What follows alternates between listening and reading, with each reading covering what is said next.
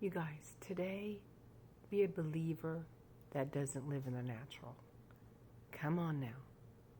I'm called, oh, Sandy, you're just super, super spiritual. Oh, heck yeah.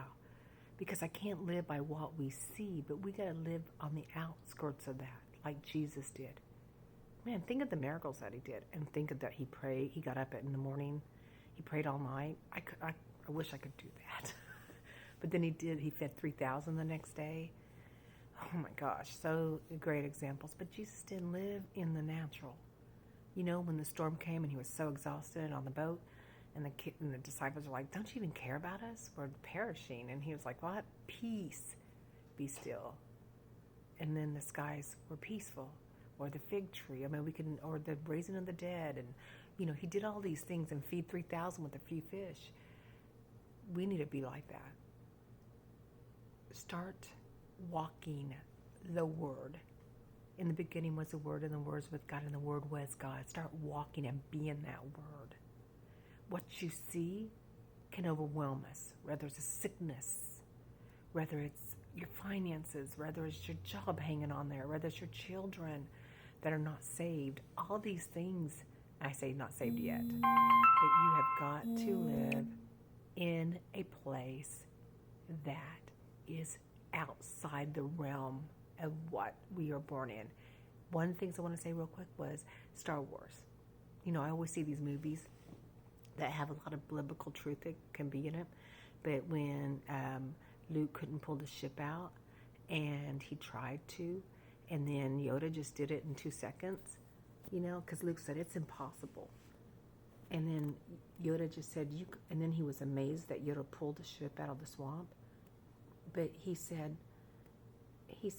said this, he said, you have to unlearn everything you learn.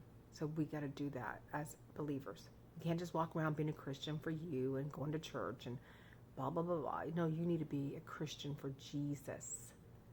You need to walk in his steps. You need to believe and have faith like David and all those faith-filled people out there. Abraham, Moses, just have that faith. Oh, what about the prophets? You know, Elijah, he hit the stick and split the waters and walked just like Moses did. We can't just walk like, I can't do this. No, you got to unlearn everything you learn. We were brainwashed the minute we were born in this world. What you see is what you get. No, believe today. I know right now you're believing for something, whether it's sickness, whether it's finances, whether it's your unsaved family, whatever it is, believe it today, and it'll be yours. Jesus said you can have faith. We can have all the faith we want and not see it work. And then you think, okay, God, I didn't deserve it. No, God is ready for you. Jesus said, I can't do nothing. I give you authority. So he gives it to us.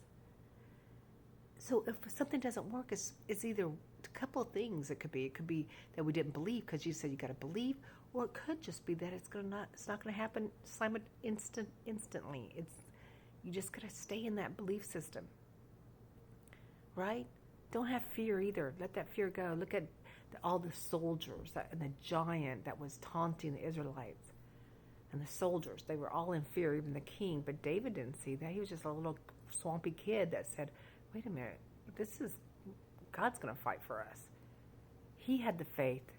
He said, I'm going to take this little stone and hit it. In the natural, that stone would have hit the giant's head and he would have laughed and then stomped on David.